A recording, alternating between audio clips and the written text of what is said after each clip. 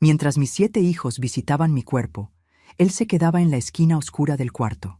Su respiración era más violenta que las manos de ellos. Por 30 años, fui territorio invadido en mi propia cama hasta el día en que transformé su reino en ruinas. Buenos días, buenas tardes o buenas noches, mis queridos. Qué alegría poder platicar con ustedes hoy. Soy Florinda Santarén, tengo 78 años y vivo aquí, en Zacatlán, Puebla. Nací en Cuetzalan, también aquí en Puebla, pero la vida me trajo para acá hace casi 40 años ya. Dios mío, ¿cómo pasa el tiempo, verdad? Hoy quería platicar un poquito con ustedes sobre lo que más amo hacer en la vida, cocinar. Ay, mis amores, la cocina para mí es como un altar sagrado. Es donde me encuentro conmigo misma, donde platico con Dios, donde siento que tengo control sobre algo en esta vida. ¿Saben ese olorcito a ajo salteado en manteca de rancho? Ese sazón que solo una sabe hacer. ¿El secreto del atole que queda en su punto exacto? Mi cocina es sencilla, pero es mi reino. Tengo mis ollas de barro que vinieron conmigo desde Cuetzalan. Mis cucharas de madera que ya están negras de tanto uso, pero que no cambio por nada en este mundo. En el gabinete guardo mis hierbas que yo misma seco: romero, albahaca, hierbabuena de mi pequeño jardín. Tengo mucho orgullo de mi chilero, que da los chiles más aromáticos de esta región. Comencé a cocinar siendo niña con mi madre, pero fue después de los 50 años que descubrí que la cocina podía ser más que obligación, podía ser liberación. Fue como si hubiera descubierto una magia que estuvo frente a mí toda la vida. Cada receta que aprendo, cada platillo que invento, es como si escribiera un pedacito nuevo de mi historia. Hoy cocino para mis vecinos, para mis amigas del grupo de la iglesia y principalmente para mis 2 nietos cuando vienen a visitarme. Mis bisnietos son las lucecitas de mi vida. Clarita, hija de mi Marina, tiene 15 años. Y el pequeño Juan, hijo de mi Claudionor, tiene 12. Cuando llegan, ya saben que la abuelita va a tener algo rico en el horno. El olor de mi pastel de elote con coco ya se volvió tradición en esta casa. Estoy sentada aquí en mi portal, ¿saben? Un portal sencillo, con mis plantas alrededor, mi mecedora que rechina un poquito, pero es donde paso las tardes mirando el movimiento de la calle. Desde aquí puedo ver a los niños regresando de la escuela, a las vecinas yendo al mercado, la vida aconteciendo su milagro de cada día. Antes de continuar mi historia, quería pedirles a ustedes que me están viendo ahora, si les gusta lo que estoy contando, dejen ese me gusta cariñoso y suscríbanse al canal Memorias de las Abuelas.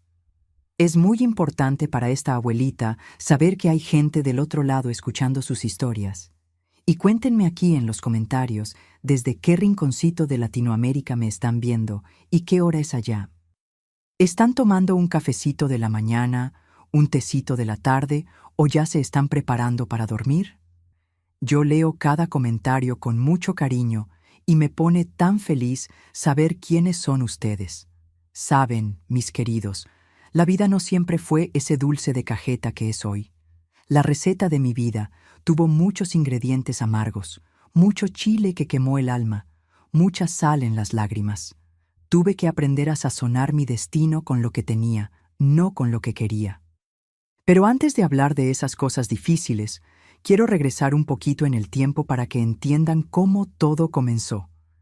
Nací en una casita de adobe en Cuetzalan en 1947. En aquel tiempo, la vida en el interior de Puebla era muy diferente de lo que es hoy. No había luz eléctrica, no había agua entubada, pero había mucho amor y mucha sencillez. Mi familia era como tantas otras de aquella época. Humilde, trabajadora y llena de sueños que cabían dentro de aquella realidad pequeña que conocíamos. Mi infancia en Cuetzalan era sencilla, pero tenía una belleza que solo entendí mucho tiempo después. Nuestra casa era de adobe, con piso de tierra apisonada, que mi madre Adelina barría todos los santos días con una escoba de popote que ella misma hacía.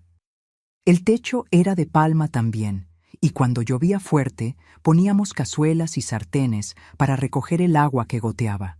Las paredes estaban encaladas de blanco, y mi madre siempre plantaba enredaderas de maracuyá y jazmines cerca de la ventana para perfumar la casa cuando el viento soplaba. Mi padre, Gersino Santarén, trabajaba en el rancho de un hacendado de la región. Salía antes de que saliera el sol y regresaba cuando ya estaba oscureciendo, con las manos callosas y la cara quemada por el sol. Era un hombre de pocas palabras, de esos que creían que el sudor del trabajo era la mayor herencia que podía dejar a sus hijos. No era de hacer cariños, no, pero a su manera nos amaba, porque nunca dejó faltar qué comer en la mesa, incluso cuando la sequía castigaba la región. Éramos 6 hermanos. Yo era la mayor, después venía Toñito, Delmira, Juvenal, Carmita y el más pequeño, Expedito. En esa época, tener muchos hijos era común, era hasta una bendición, porque más hijos significaba más gente para ayudar en el rancho cuando crecieran. Mi madre decía, «Hijo, es riqueza de pobre». Como yo era la mayor, desde chiquita tuve que ayudar a cuidar a los pequeños. Con 7 años ya cargaba a Expedito en la cintura mientras ayudaba a mi madre a lavar ropa en el arroyo. Restregábamos la ropa en las piedras usando el jabón de ceniza que nosotras mismas hacíamos. Después tendíamos todo en los matorrales para que se secara al sol. ¡Ay! Cómo recuerdo el olor de ropa limpia secándose en el zacate. Parecía olor a infancia, ¿saben? Nuestra rutina comenzaba bien tempranito, a las 5 de la mañana. Mi madre ya estaba de pie, prendiendo el fogón de leña para hacer el café y las gorditas para que mi padre llevara al rancho. Nosotros nos despertábamos enseguida, tomábamos café con piloncillo y tortillas. A veces había un huevo cuando las gallinas estaban poniendo bien.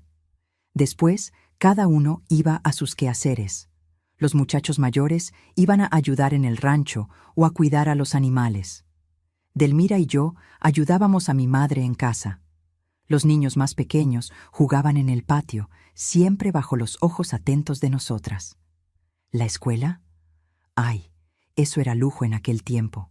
Yo fui por unos 2 años a una escuelita improvisada en la casa de doña Eulalia, una señora que había estudiado en la capital. Aprendí a leer, escribir y hacer cuentas, pero pronto tuve que dejar para ayudar en casa. Aún así, yo adoraba los libros. Siempre que podía, tomaba prestada alguna cartilla o revista vieja que aparecía y leía a escondidas a la luz del quinqué después de que todos se dormían. Los juegos de aquel tiempo eran tan diferentes. Jugábamos a la ronda, a saltar la cuerda hecha de ixtle, a las escondidas entre las milpas. Hacíamos muñecas de olotes de maíz y de trapo. Los muchachos jugaban con pelotas hechas de calcetines viejos rellenos de paja. Y a todos nos encantaba escuchar las historias de aparecidos que don Zacarías, un viejo pescador, contaba en las noches de luna llena. Mis amigas eran las hijas de los vecinos, Nena, Lulú y Conchita. Íbamos juntas a traer agua del pozo, molíamos maíz, desgranábamos frijol, siempre platicando y cantando. Era trabajo, sí, pero lo transformábamos en diversión, porque los niños tienen ese don de encontrar alegría en las cosas más sencillas. En nuestra comunidad, las familias se ayudaban mucho. Cuando había una faena para construir una casa o para la cosecha, todos participaban. Después, había fiesta con mariachi, comida abundante y mucho baile hasta la madrugada. Era en esos festejos que los jóvenes se conocían, se enamoraban y muchos matrimonios nacían allí. Las fiestas de San Juan eran las más esperadas del año. Pasábamos semanas preparándonos, haciendo cadenetas de papel china, ensayando la danza, preparando comidas típicas, atole, tamales de elote, pan de maíz, alegrías. La fogata se encendía frente a la casa y los vecinos se reunían para platicar, bailar y comer, mientras los niños saltaban la fogata y tiraban cohetes y luces de bengala. La religiosidad estaba presente en todo. Mi madre era muy devota de la Virgen de Guadalupe, patrona de México. Cada día antes de dormir, nos arrodillábamos frente al pequeño altar que ella mantenía en casa, con la imagen de la Virgen, flores del campo y una vela siempre encendida. Rezábamos el rosario juntos y mi madre siempre terminaba pidiendo protección para todos nosotros. Fue en esa sencillez que fui creciendo entre el trabajo en el rancho, los cuidados con los hermanos y los pequeños placeres de una infancia en el interior de Puebla. Pero no todo eran flores, la vida era dura. Había época de pasar necesidad cuando la sequía castigaba y la cosecha era pobre.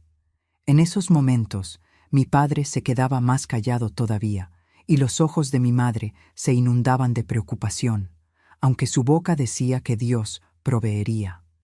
Cuando yo tenía 10 años, enfrentamos una sequía terrible.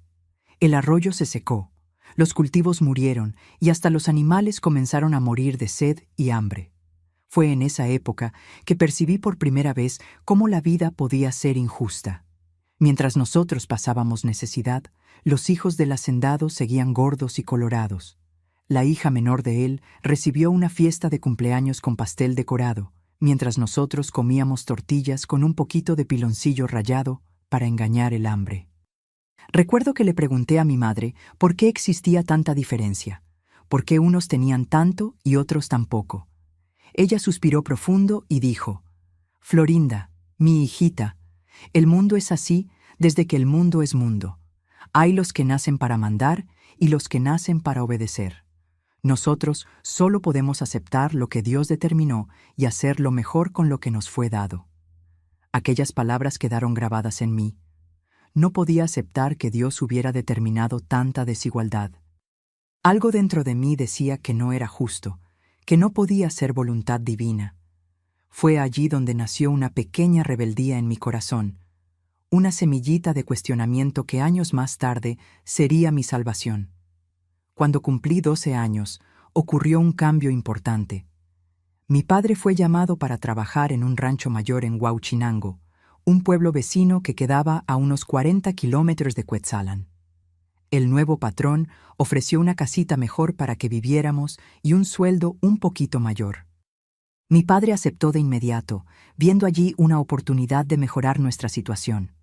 Dejar Cuetzalan fue difícil. Tuve que despedirme de mis amigas, de la escuelita a la que asistía de vez en cuando, del arroyo donde lavábamos ropa, de los mangales donde jugábamos.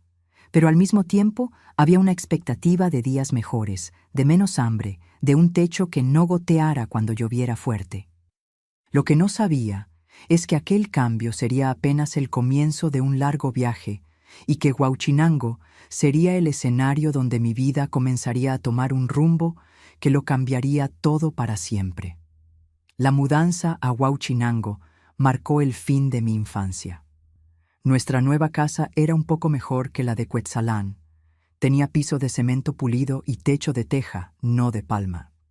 Quedaba en los fondos del rancho Buen Destino, propiedad de don Teotonio Dantés, un hombre al que todos en la región respetaban más por miedo que por admiración. Al principio, las cosas parecían estar mejorando. Mi padre trabajaba duro en el cuidado del ganado y mi madre consiguió un trabajo extra lavando y planchando la ropa de la casa grande. Yo, con mis 13 años, ayudaba en todo lo que podía. Cuidaba a mis hermanos, barría el patio, cocinaba cuando mi madre estaba ocupada.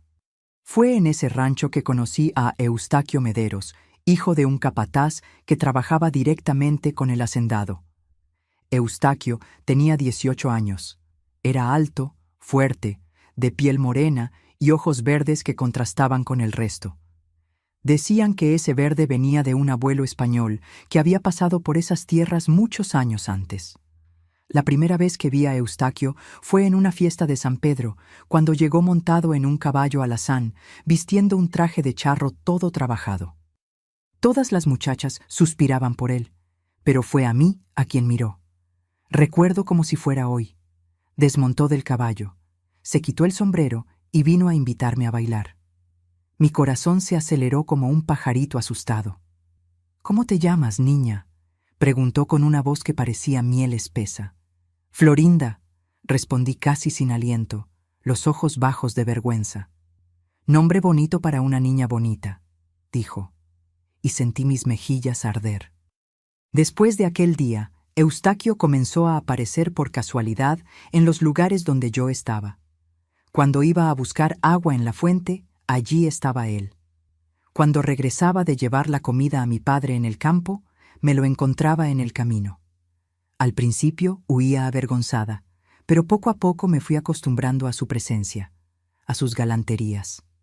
Mi madre se dio cuenta enseguida de su interés y me llamó para una plática seria. «Mijita, cuidado con ese muchacho.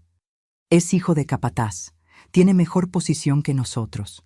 Hombre así, solo quiere aprovecharse de muchacha como tú. Pero yo, inocente y ya con el corazón latiendo diferente, no hice caso. Eustaquio me parecía tan sincero, tan diferente de los otros muchachos. Cuando hablaba del futuro, me incluía en sus planes. Decía que quería tener su propia tierra algún día, construir una buena casa, formar una familia. Y yo, a los 14 años, ya soñaba con ser la dueña de esa casa, la madre de esa familia. El noviazgo comenzó a escondidas. Nos encontrábamos detrás del corral. Intercambiábamos notitas, miradas durante la misa del domingo. Me regaló un pañuelo de seda azul que guardaba como un tesoro debajo del colchón de palma. Fue el primer regalo que recibí en la vida, que no era de necesidad. Cuando cumplí 15 años, Eustaquio fue a hablar con mi padre. Para mi sorpresa, mi padre no puso objeción. Más tarde entendí por qué. En su visión, yo estaría mejorando de vida al casarme con el hijo de un capataz. Sería una boca menos que alimentar y una posibilidad de ayuda para la familia en el futuro. El noviazgo oficial duró apenas 3 meses. Nos casamos en una pequeña ceremonia en la iglesia de San Judas, patrono de Huauchinango. Yo usé un vestido sencillo, cosido por mi madre con una tela blanca comprada en el tianguis. No era encaje ni seda, pero para mí era el vestido más bonito del mundo. Llevaba en la cabeza una corona de flores del campo que mis hermanas habían hecho. Eustaquio usaba una camisa blanca nueva y pantalón formal oscuro. Estaba tan guapo que algunas muchachas lloraron de envidia durante la ceremonia. Nuestra primera casa fue un cuarto cedido por su padre en los fondos de la casa donde vivía. Era pequeño, pero para mí era un palacio. Nuestro rinconcito, nuestro comienzo. Eustaquio trabajaba con su padre, aprendiendo el oficio de capataz. Y yo cuidaba la casa, lavaba, planchaba, cocinaba. En los primeros meses, todo parecía un sueño. Él llegaba del trabajo, me abrazaba, me llamaba mi reina. Por la noche me hacía su mujer con cariño, respetando mi inexperiencia. Fue en ese tiempo que quedé embarazada por primera vez. Cuando le conté a Eustaquio, me levantó en el aire de tanta felicidad. «Va a ser un niño», dijo, «un hijo fuerte para ayudarme cuando tenga mi propia tierra». Y fue un niño, efectivamente. Teodomiro, nuestro primogénito, nació fuerte y saludable. Eustaquio no cabía en sí de orgullo. Mostraba al hijo a todo el mundo. Decía que sería un hombre importante, que le daría todo lo que él no tuvo. A partir de ahí, los hijos vinieron uno tras otro. Después de Teodomiro, vino Reginaldo, después Baldomiro, Edivaldo, Hermenegildo, Raimundo y finalmente Eustaquio hijo, a quien llamábamos Taquito. 7 muchachos, uno cada 2 años, más o menos. Mi cuerpo apenas se recuperaba de un parto y ya estaba cargando otro niño. Con cada hijo que nacía, notaba un cambio en Eustaquio. Al principio era sutil. Empezó a llegar más tarde a casa, a beber más tequila con los amigos los fines de semana. Cuando Teodomiro tenía unos 3 años, Eustaquio me pegó por primera vez. Fue por causa de la cena que estaba fría cuando él llegó. Pidió disculpas después, lloró, dijo que no se repetiría, pero se repitió y se repitió más veces. A medida que los muchachos crecían, Eustaquio se volvía más rígido con ellos y más distante conmigo. Ya no me llamaba mi reina. Ahora yo era la madre de sus hijos, como si mi valor estuviera apenas en mi capacidad de generar herederos para él. Cuando finalmente conseguimos nuestra propia casa, una pequeña propiedad en las afueras de Huauchinango, que Eustaquio compró con mucho sacrificio, pensé que las cosas mejorarían. Era una casa sencilla, con 3 cuartos, sala, cocina y un terreno grande donde plantábamos maíz, frijol y calabaza.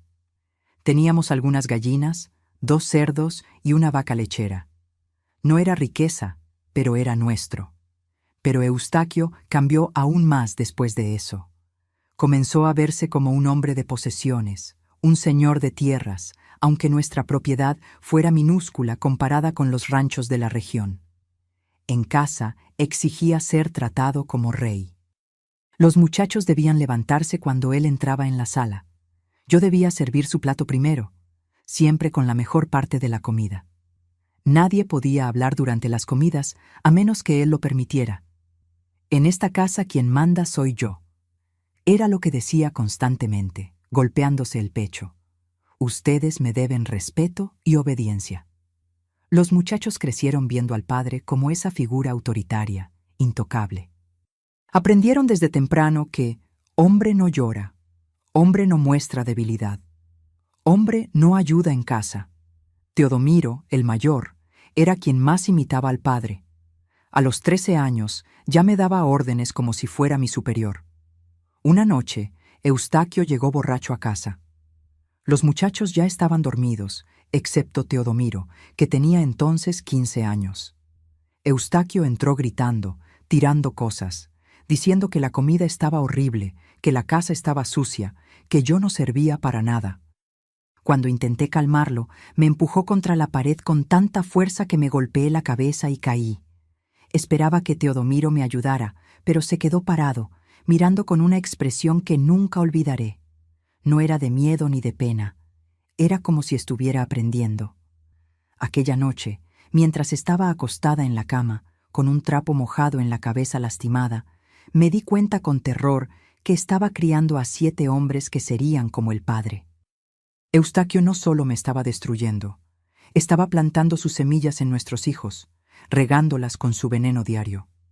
Fue también en aquel tiempo que comencé a notar las miradas, no solo de Eustaquio, sino de mis hijos mayores. Teodomiro tenía 15 años, Reginaldo 13, Baldomiro 11. La forma como me observaban cuando pasaba, cuando me agachaba para recoger algo, cuando lavaba ropa en el lavadero, era una mirada que ningún hijo debería dirigir a su propia madre. Una mirada que me hacía sentir sucia, expuesta, como si mi cuerpo ya no me perteneciera, sino que fuera propiedad de aquella casa de hombres. Me di cuenta entonces que algo terrible estaba comenzando a ocurrir, algo que iba más allá de los gritos y empujones, algo que hacía mi corazón helarse de miedo cada vez que me quedaba sola con mis propios hijos. Los años que siguieron fueron los más oscuros de mi vida. A medida que mis hijos crecían, la atmósfera en nuestra casa se volvía cada vez más pesada, como si el aire fuera difícil de respirar. Eustaquio se volvía más cruel y controlador cada año y, peor que eso, veía en los hijos la extensión de su dominio sobre mí. Cuando Teodomiro cumplió 18 años en 1981, algo cambió en la dinámica de nuestra casa. Eustaquio comenzó a incluir a los hijos mayores en las conversaciones sobre asuntos de hombres. Se reunían en el portal después de la cena, bebiendo tequila y hablando bajo. Cuando yo me acercaba, callaban o cambiaban de tema. Aquellas reuniones me causaban un malestar inexplicable. Una noche, capté fragmentos de una conversación mientras recogía los platos de la cena. Eustaquio decía algo sobre cómo un hombre enseña a otro hombre y escuché risas contenidas.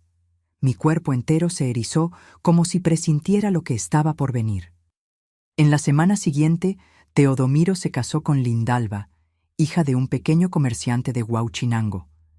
Era una muchacha delgada, de ojos asustados, que parecía disminuir aún más cuando Teodomiro estaba cerca. Vi en ella el reflejo de lo que yo me había convertido, una sombra, un eco, algo que existía apenas para servir. Ellos fueron a vivir en una casita al lado de la nuestra, en el mismo terreno. Por la noche, a veces escuchaba gritos ahogados, llanto. Por la mañana, Lindalva aparecía con ojeras profundas y una sonrisa forzada. Intenté acercarme a ella, ofrecer algún consuelo, pero ella se esquivaba como si tuviera miedo de que cualquier confidencia pudiera empeorar su situación. Fue en esa época que Eustaquio instituyó lo que él llamaba nuevo orden en la casa. Después de la cena, ordenaba que yo fuera al cuarto y esperara. Los muchachos tenían un horario designado para entrar uno tras otro, comenzando por los mayores. Ellos necesitan aprender a ser hombres, Eustaquio decía con aquella mirada que me helaba el alma. Y tú vas a ayudar en eso. La primera vez no entendí lo que quería decir. Me senté en la cama, confundida, esperando. Teodomiro entró primero. Su mirada ya no era de hijo, era la mirada de un depredador. Cuando entendí lo que iba a pasar, intenté huir, gritar, pero él era fuerte como el padre. «¡Mamá!», dijo con una voz que no reconocí.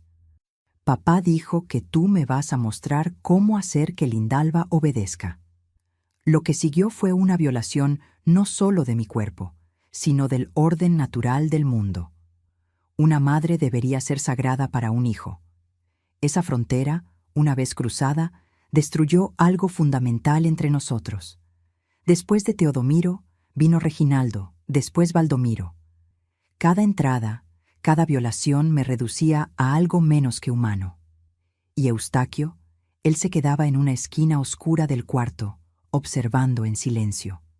Solo podía ver el brillo de sus ojos y escuchar su respiración pesada. Cuando todo terminaba, soltaba un suspiro de satisfacción que me causaba más repulsión que todo lo demás. Esto se convirtió en una rutina, no todas las noches, pero con frecuencia suficiente para que mi vida se dividiera en antes y después. Durante el día era como si nada hubiera pasado. Yo cocinaba, lavaba, planchaba, cuidaba de la huerta. Ellos trabajaban en el campo, arreglaban cercas, negociaban con compradores. En la mesa hablábamos sobre la cosecha, el clima, los vecinos. Era como vivir en una obra de teatro macabra, donde todos seguían un guión no escrito. Intenté huir una vez. Esperé a que todos se durmieran. Tomé el poco dinero que había escondido a lo largo de los años, vendiendo huevos y gallinas, y salí por la puerta trasera. Caminé toda la noche en dirección a la ciudad. Cuando amaneció, estaba exhausta, con los pies en carne viva, pero determinada a nunca más volver. Llegué hasta la terminal de autobuses de Huauchinango. Compré un boleto para la ciudad más distante que el dinero permitía, Puebla. Pero mientras esperaba el autobús, un carro se detuvo frente a la terminal. Eustaquio y Teodomiro bajaron. Mi sangre se heló. Alguien debe haberme visto saliendo, debe haberles avisado. Me arrastraron de vuelta al carro, ignorando mis protestas ahogadas. Cuando llegamos a casa, el castigo fue terrible. No solo físico, a ese ya estaba acostumbrada a soportarlo, sino psicológico. Eustaquio reunió a todos los hijos, hasta los más pequeños, y dijo que yo había intentado abandonarlos, que no los amaba, que era una madre desnaturalizada. Vean bien lo que pasa cuando una mujer cree que puede pensar por sí misma, dijo, mientras yo, lastimada y humillada, era forzada a arrodillarme en el centro de la sala. Traiciona a su propia familia. Después de aquel día, perdí cualquier libertad que aún me quedaba. Ya no podía ir sola al mercado, a la iglesia, a ningún lugar. Siempre había alguien vigilándome. Si no era Eustaquio, era uno de los muchachos mayores. Los más pequeños, Hermenegildo, Raimundo y Taquito, comenzaron a mirarme con desconfianza, como si fuera una extraña, una enemiga. Ellos aún no participaban en las visitas nocturnas, pero ya estaban siendo envenenados por la mentalidad del padre. Lo peor era que en las raras veces que conseguía ir a la iglesia o encontrar a otras mujeres, nadie notaba mi desesperación. Me había vuelto tan buena en esconder, en sonreír cuando estaba destrozada por dentro, que mi máscara era perfecta. O tal vez las personas preferían no ver, no saber. En nuestra comunidad, problemas de familia quedaban dentro de casa, cerrados con 7 llaves. Con el tiempo, mi cuerpo comenzó a enfermarse. Tenía dolores constantes, sangrados, infecciones. Adelgacé tanto que mis huesos se notaban bajo la piel. Mi cabello, antes negro y brillante, emblanqueció casi completamente antes de los 40 años. Cuando me miraba en el pequeño espejo agrietado de nuestro baño, veía a una mujer envejecida, con ojos muertos, que apenas reconocía como yo misma. pero por dentro algo aún vivía, una pequeña llama que se negaba a apagarse. En las noches en que conseguía dormir, soñaba con mi infancia en Cuetzalan, con el arroyo donde lavaba ropa, con los juegos inocentes. Soñaba con una Florinda diferente, que había tomado otras decisiones, seguido otros caminos. Un día, en 1985, Eustaquio llegó a casa con novedades. Había hecho un buen negocio, vendido nuestra propiedad por un valor por encima de lo esperado. Nos mudábamos a Zacatlán, una ciudad mayor, donde había comprado un terreno más grande, más fértil, con agua abundante. «Vamos a comenzar de nuevo», dijo con un entusiasmo que no demostraba hacía años. «En Zacatlán seremos una familia respetable. Los muchachos tendrán más oportunidades». La mudanza a Zacatlán trajo una pequeña tregua. La nueva casa era más grande, tenía más habitaciones, lo que significaba que a veces podía encontrar un rincón para estar sola, para respirar. Eustaquio estaba ocupado, estableciéndose en la nueva comunidad, conociendo a los vecinos, a los comerciantes locales, mostrándose como un hombre de familia, trabajador y honrado. En los primeros meses, las visitas nocturnas disminuyeron. Tuve un atisbo de lo que podría ser una vida normal. Planté flores en el jardín del frente, hice amistad con algunas vecinas, volví a frecuentar la iglesia regularmente. Por un breve momento, me permití tener esperanza. Pero pronto la rutina antigua volvió, peor que antes. Ahora, Hermenegildo, que había cumplido 16 años, también era incluido en las visitas. Y Eustaquio, queriendo impresionar a los nuevos vecinos y amigos, se volvió aún más obsesionado con su imagen pública. En Zacatlán era conocido como Don Eustaquio, un hombre respetable, padre de familia ejemplar, que crió a 7 hijos varones, todos trabajadores como él. Nadie sabía lo que ocurría tras las puertas cerradas de nuestra casa, cómo convirtió a sus propios hijos en instrumentos de tortura contra mí, cómo observaba todo desde las sombras, alimentándose de mi sufrimiento, como un vampiro se alimenta de sangre. En 1988, Teodomiro se mudó a Zacatlán con Lindalba y sus 3 hijos pequeños. Construyeron una casa al lado de la nuestra, repitiendo el patrón de Huauchinango. Una tarde vi a Lindalba en el patio, tendiendo ropa en el tendedero. Su rostro estaba marcado por un moretón reciente. Nuestras miradas se cruzaron y en aquel momento, sin palabras, compartimos un entendimiento profundo. Ella estaba viviendo el mismo infierno que yo, tal vez peor. Fue al ver a Lindalba aquel día que me di cuenta con claridad aterradora. Esto nunca iba a parar. La enfermedad que Eustaquio plantó continuaría extendiéndose de generación en generación. Mis nietos crecerían viendo a sus madres siendo tratadas como yo era tratada.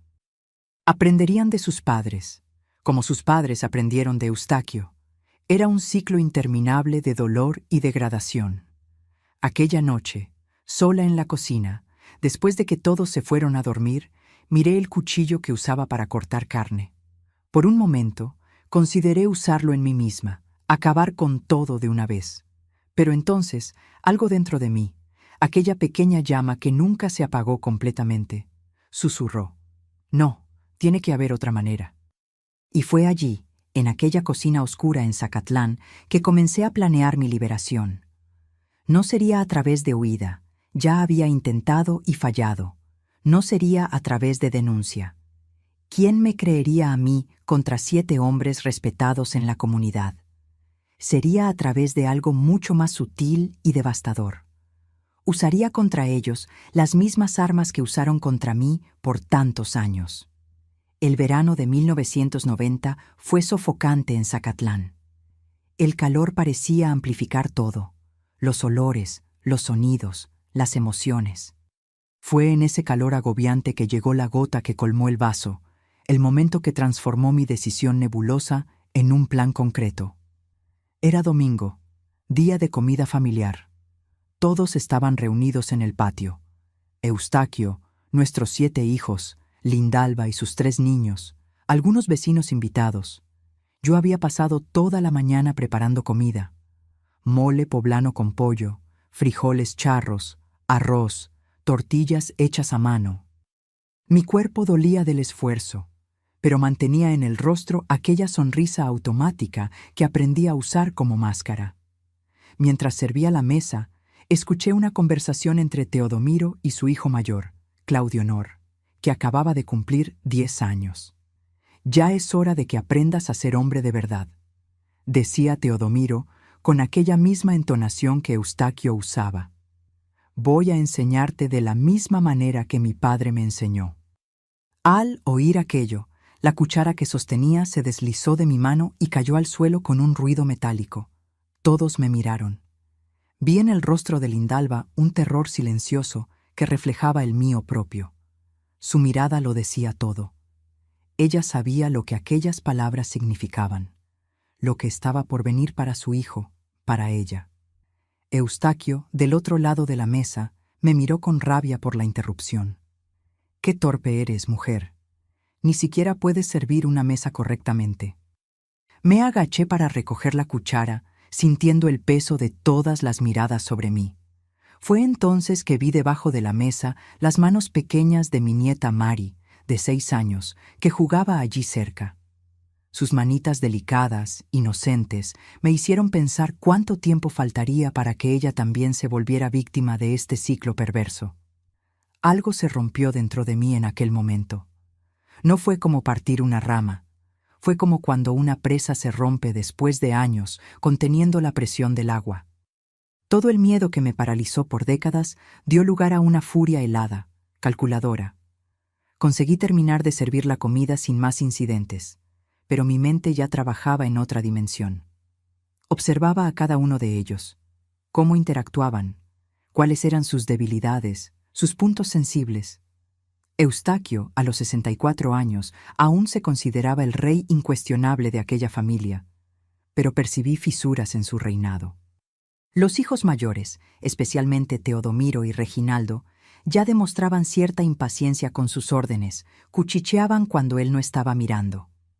Aquella noche, después de que todos se retiraron, Eustaquio me llamó al cuarto. Era una de esas noches. Raimundo, que ahora tenía 18 años, sería el primero en visitar. Me acosté en la cama, inmóvil, como siempre hacía, esperando lo inevitable, mientras Eustaquio se sentaba en la silla en la esquina oscura del cuarto. Cuando Raimundo entró, noté algo diferente en su mirada. No era la misma mirada depredadora de los hermanos mayores. Había hesitación, tal vez incluso vergüenza. Fue en esa pequeña hesitación que vi mi primera oportunidad. «Tu padre cree que no eres lo suficientemente hombre», susurré cuando se acercó a la cama. Lo escuché diciéndole a Teodomiro que eres demasiado débil, que nunca serás como tus hermanos. La expresión de Raimundo cambió instantáneamente. Confusión, después dolor, después ira. Miró hacia la esquina oscura, donde sabía que el padre estaba observando. «¿Qué pasa, muchacho? ¿Te vas a quedar ahí parado?» La voz de Eustaquio vino de las sombras, impaciente. Raimundo salió del cuarto abruptamente, cerrando la puerta de golpe. Escuché que maldecía, que se levantaba de la silla, que iba tras él. El sonido de una discusión ahogada venía del patio. Me quedé acostada, temblando, no de miedo, sino de una extraña excitación. Por primera vez en décadas había actuado. Había causado una fisura en el orden establecido. Era pequeño, pero era un comienzo. Al día siguiente, el ambiente en la casa estaba tenso. Raimundo evitaba mirar al padre. Eustaquio estaba más irritado de lo normal. Durante el desayuno, aproveché un momento en que estaba sola con Baldomiro en la cocina. «Tu padre habló de que va a dividir la tierra solo entre Teodomiro y Reginaldo», murmuré mientras le servía más café. «Lo escuché decir que ustedes los demás no merecen heredar nada». Los ojos de Baldomiro se estrecharon. Él siempre fue el más ambicioso de los hijos, el que más se preocupaba por las posesiones materiales. Sabía que aquella semilla caería en terreno fértil. En los días y semanas siguientes, continué mi trabajo silencioso. Una palabra aquí, un comentario allá. A Teodomiro le sugerí que Reginaldo estaba interesado en sus tierras. A Hermenegildo Insinué que los hermanos mayores se reían de él a sus espaldas. A Taquito, el menor, que siempre se sintió excluido, le conté que los otros planeaban expulsarlo de la propiedad familiar tan pronto como el padre muriera. El más difícil fue con Edivaldo, que siempre fue el más cercano al padre, el más leal. Con él necesité ser más sutil, más paciente. Aproveché sus celos naturales de Teodomiro, el primogénito que siempre recibió más atención y privilegios. Tu padre me dijo que Teodomiro es el único hijo que realmente se parece a él, comenté mientras ayudaba a Edivaldo a tratar un corte en la mano. Dijo que solo Teodomiro tiene la inteligencia y la fuerza para liderar la familia cuando él ya no esté.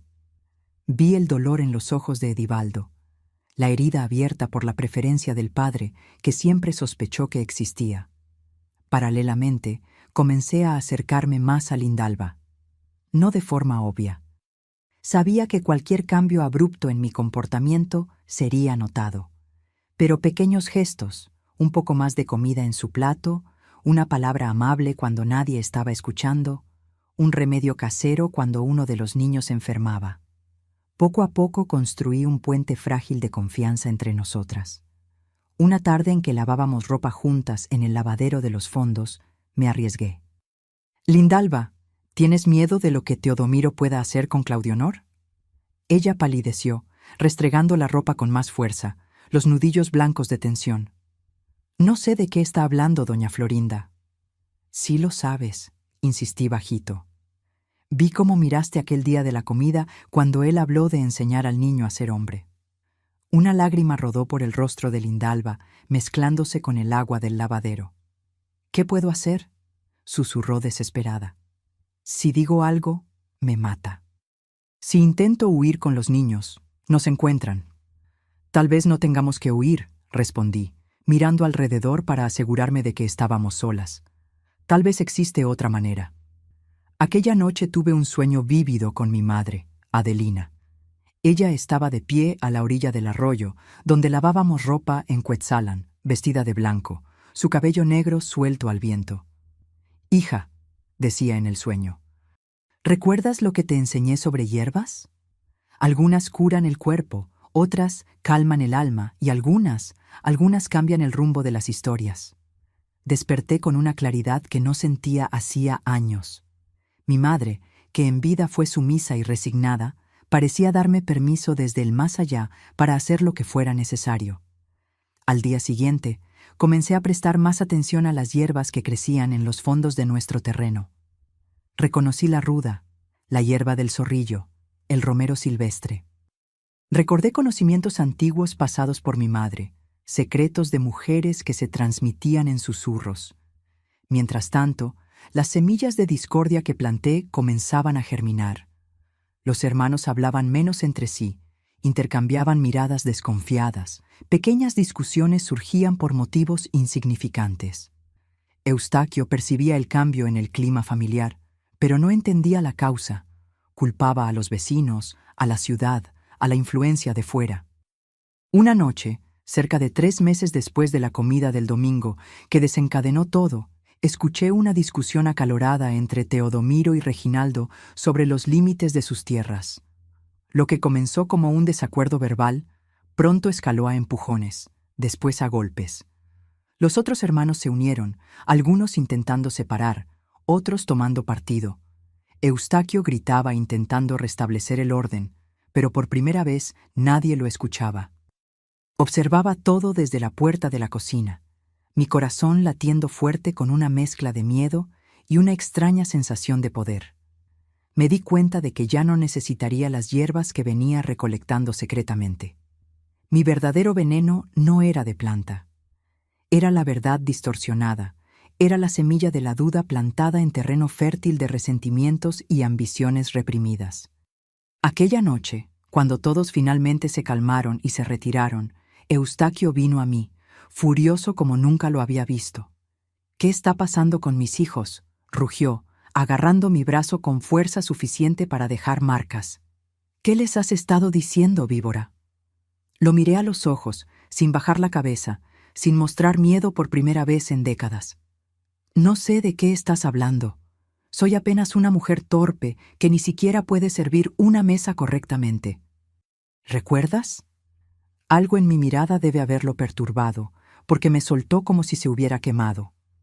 Por primera vez vi una chispa de incertidumbre, tal vez incluso miedo en los ojos del hombre que por tanto tiempo fue mi verdugo. Después de aquella noche, algo cambió fundamentalmente en mi casa. Era como si el miedo hubiera cambiado de lado. Por primera vez, no era yo quien temía, sino Eustaquio, que parecía incómodo en mi presencia. Comenzó a observarme con desconfianza, como si intentara descifrar un enigma, pero era demasiado tarde. El engranaje ya estaba en movimiento.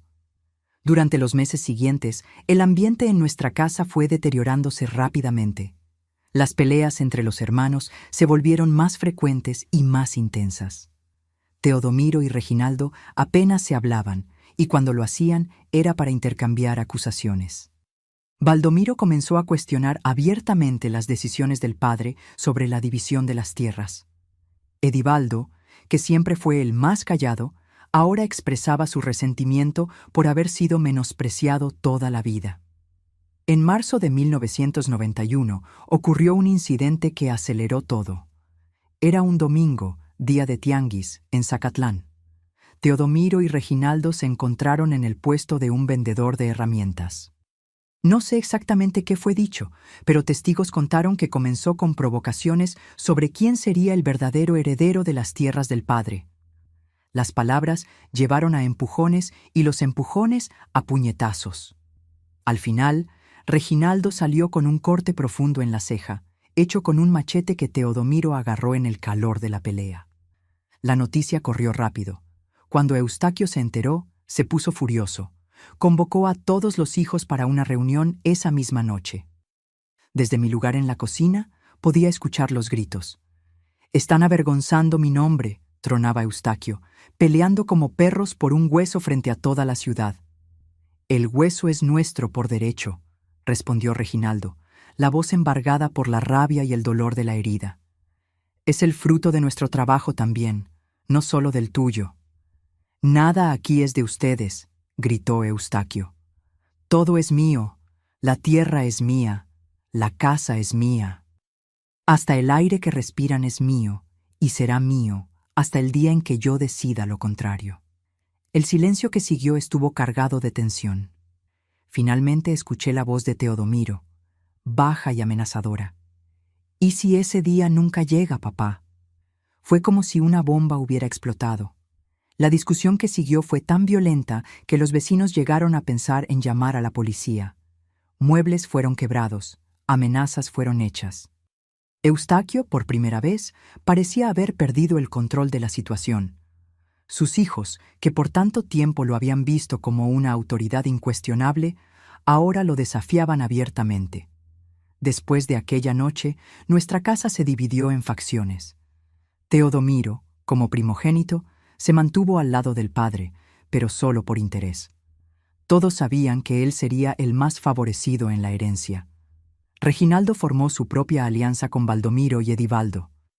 Hermenegildo, Raimundo y Taquito quedaron en medio, ora inclinándose hacia un lado, ora hacia otro.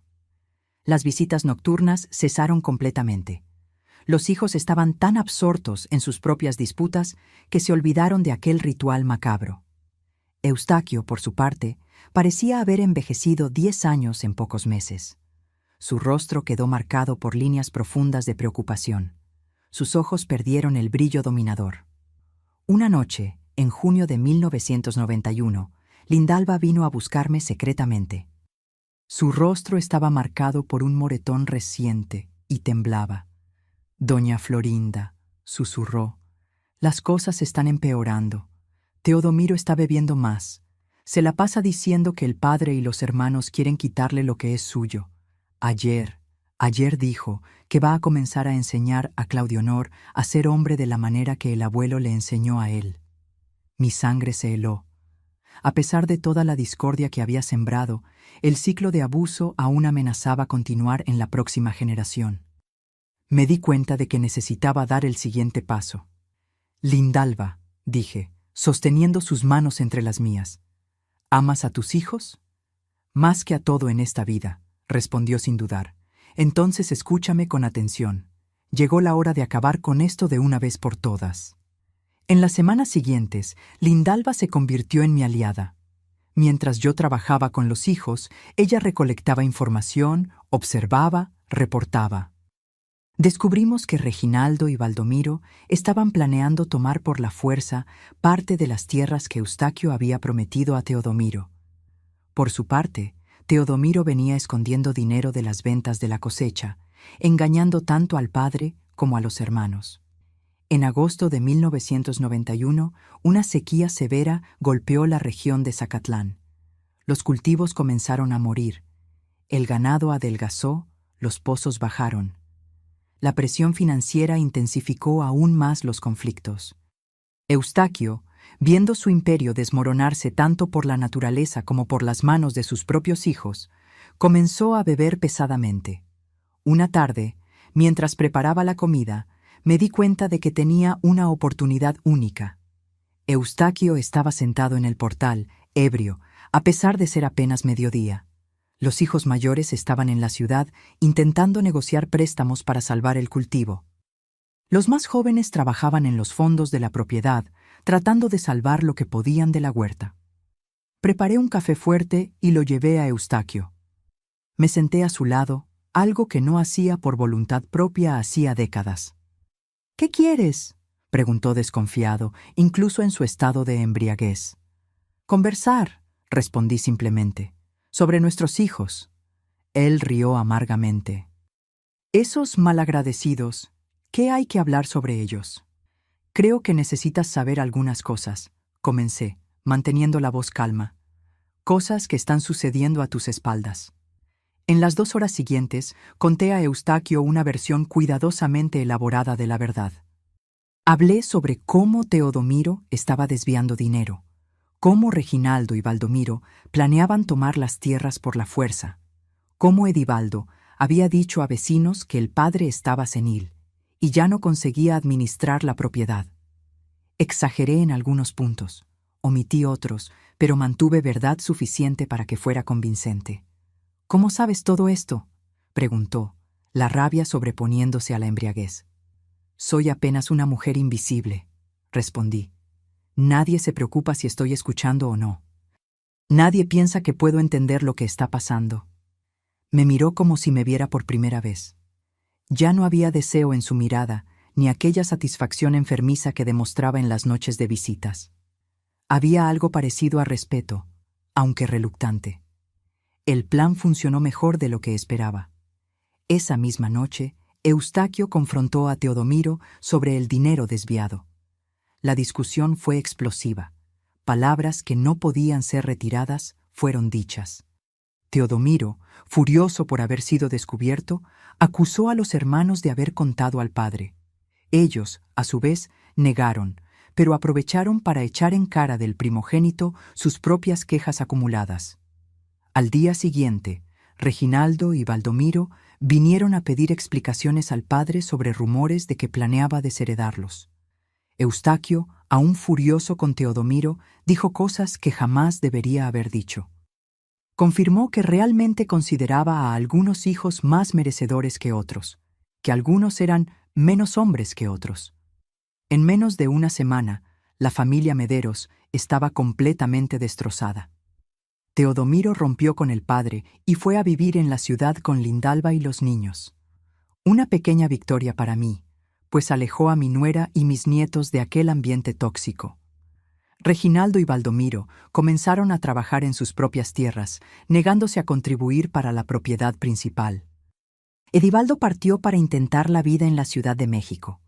Los más jóvenes se quedaron, pero el respeto y el miedo que sentían por el padre se habían transformado en resentimiento. Eustaquio, abandonado por los hijos en los que depositara tanto orgullo, cayó en depresión profunda. Bebía de la mañana a la noche, descuidaba la propiedad, apenas salía de la cama algunos días. El imperio que construyó con tanto cuidado estaba desmoronándose, piedra por piedra. En una noche lluviosa de noviembre de 1991, Eustaquio me llamó a su cuarto. Por un momento me helé, temiendo que las visitas pudieran recomenzar.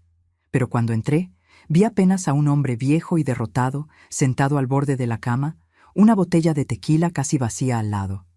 «Fuiste tú, ¿verdad?», preguntó, su voz ronca de tanto beber. «¿Fuiste tú quien puso a mis hijos contra mí? ¿Contra ellos mismos?». No vi motivo para negar. «Sí». «¿Por qué?», preguntó.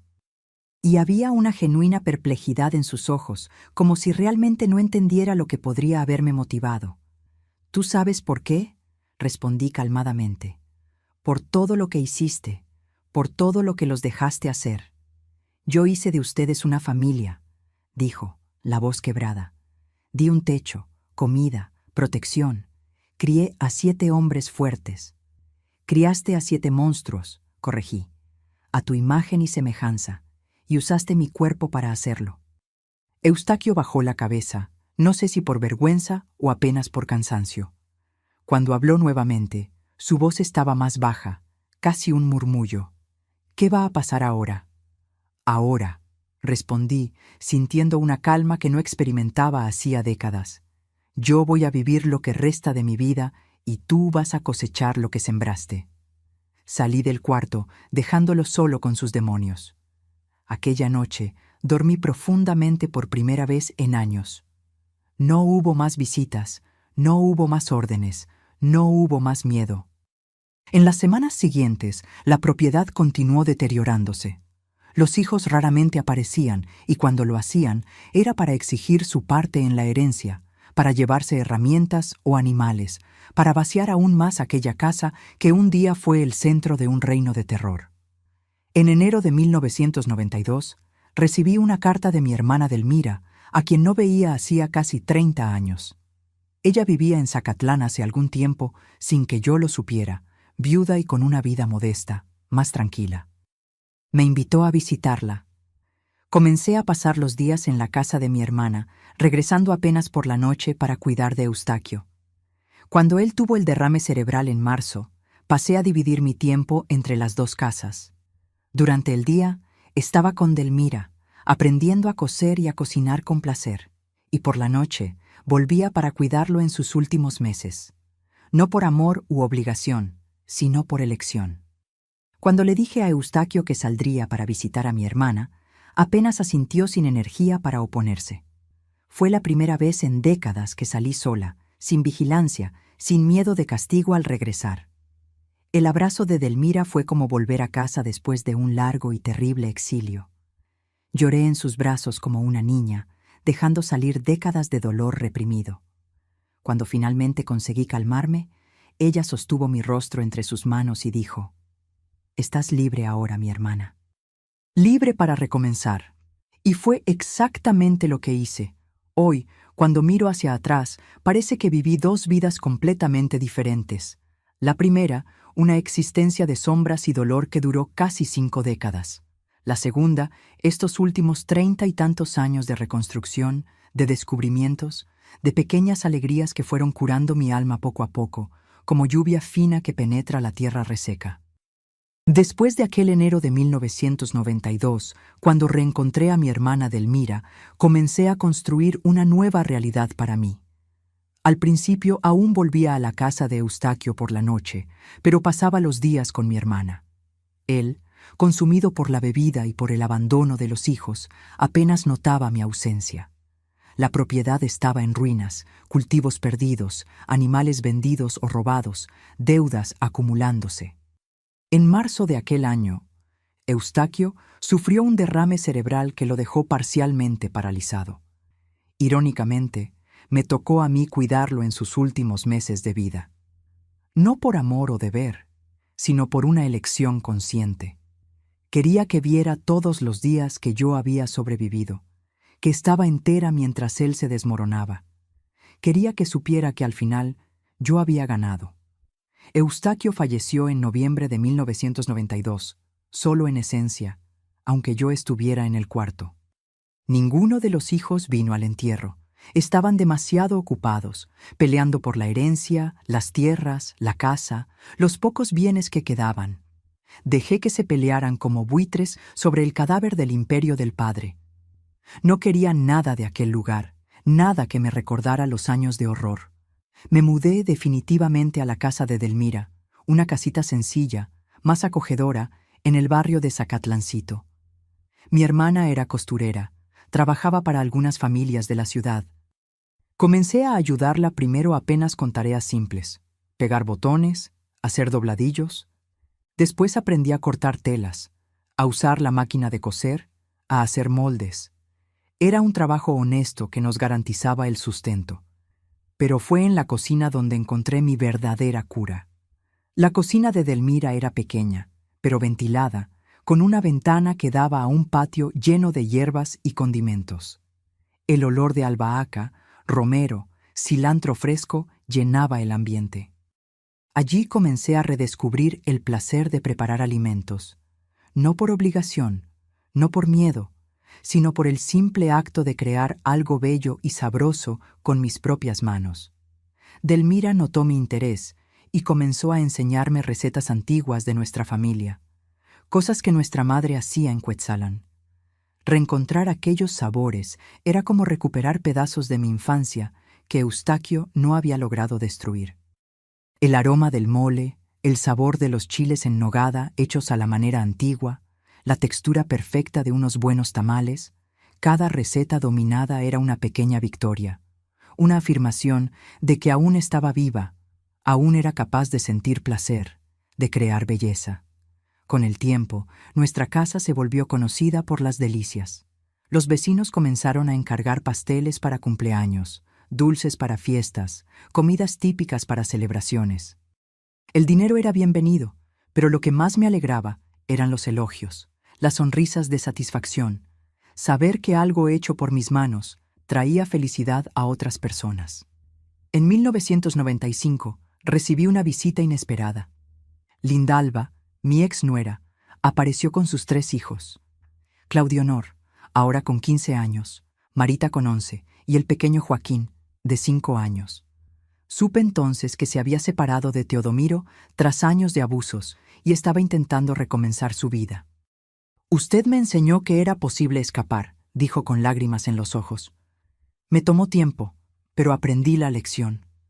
Delmira, con su corazón generoso, ofreció nuestra casa a ellos hasta que Lindalba encontrara trabajo y un lugar donde quedarse. Aquellas semanas se transformaron en meses y los meses en años. Sin darnos cuenta, formamos una nueva familia, no por lazos de sangre u obligación, sino por elección, por afinidad, por amor genuino. Ver a Claudio Honor crecer sin convertirse como su padre o su abuelo fue una de las mayores alegrías de mi vida. Se convirtió en un muchacho amable, respetuoso, trabajador. Hoy es profesor de matemáticas en una escuela municipal, casado con una muchacha adorable llamada Betty y padre de mi bisnieta Clara. Mari, siempre lista y determinada, se graduó en enfermería y trabaja en el hospital regional. Tiene una hija, Clarita, hoy con 15 años, que es la luz de mis ojos, inteligente, cuestionadora, llena de sueños. Y Joaquín, el pequeño que llegó a los 5 años tan asustado e inseguro, hoy es un joven de 35 años, técnico agrícola, que usa su conocimiento para ayudar a pequeños agricultores de la región. Los fines de semana siempre viene a visitarme, trayendo frutas frescas o plantas para mi jardín de hierbas. Delmira nos dejó en 2010, a los 85 años, durmiendo tranquilamente después de un domingo de comida en familia. Su legado continúa vivo en nuestra casa, en las cortinas que cosió, en las recetas que me enseñó, en el amor que cultivó en nuestro pequeño núcleo familiar. Hoy, a los 78 años, vivo una vida sencilla, pero plena, aquí en Zacatlán.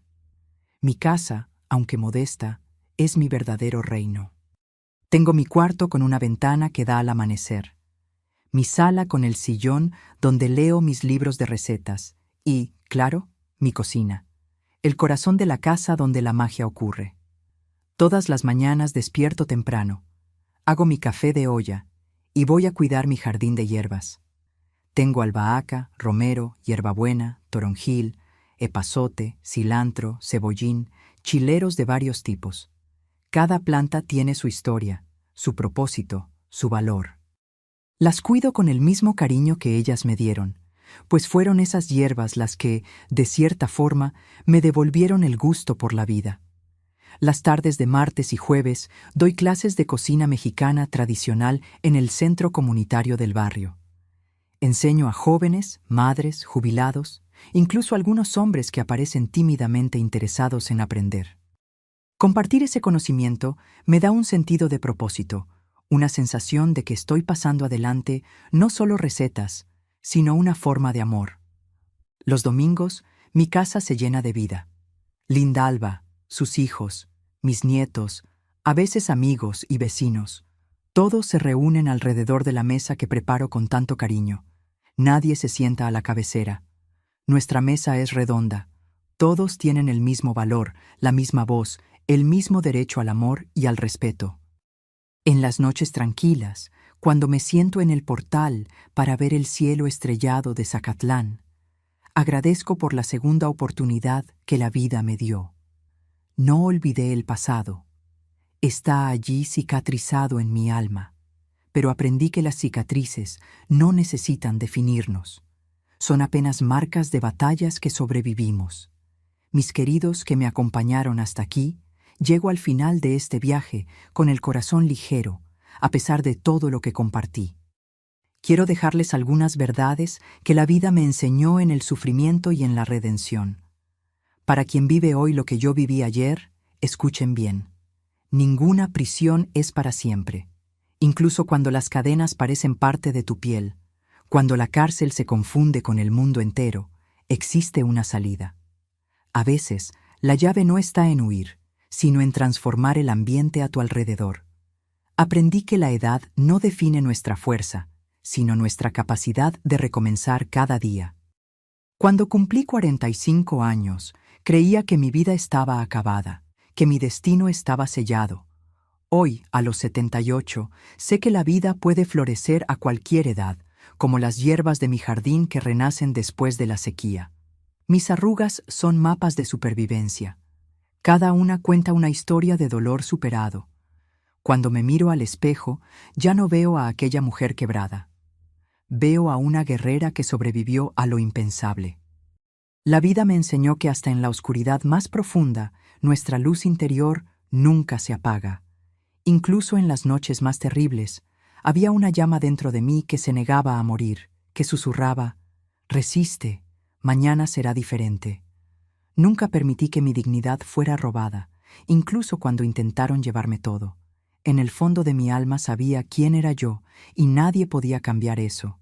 Descubrí que somos más fuertes de lo que imaginamos, especialmente cuando pensamos que ya no aguantamos más. Es justamente cuando creemos que vamos a quebrarnos, que descubrimos nuestra verdadera resistencia. El tiempo no cura todas las heridas, pero nos enseña a vivir con ellas y aún así sonreír. Cargo mis cicatrices con dignidad, no con vergüenza. Mi historia no trata sobre lo que me hicieron, sino sobre cómo elegí responder. Podría haberme ahogado en el odio, en la amargura, en la venganza sangrienta. Elegí romper el ciclo, no perpetuarlo. Aprendí que la verdadera fortaleza no está en nunca caer, sino en levantarse todas las veces. Y levantarse no solo por nosotros, sino por aquellos que dependen de nosotros, que nos observan, que aprenden de nosotros. El abuso deja cicatrices invisibles, pero la recuperación muestra que podemos florecer incluso después de la tormenta. Como el ahuehuete que parece muerto en la sequía, pero explota en follaje en la estación correcta. Si estás pasando por situaciones de abuso, debes saber que no estás sola. En cada comunidad, en cada país, existen personas y organizaciones listas para extender la mano. Busca ayuda, confía en alguien, da el primer paso, aunque sea pequeño. Y para todos ustedes que me acompañaron hasta aquí, tengo un pedido especial.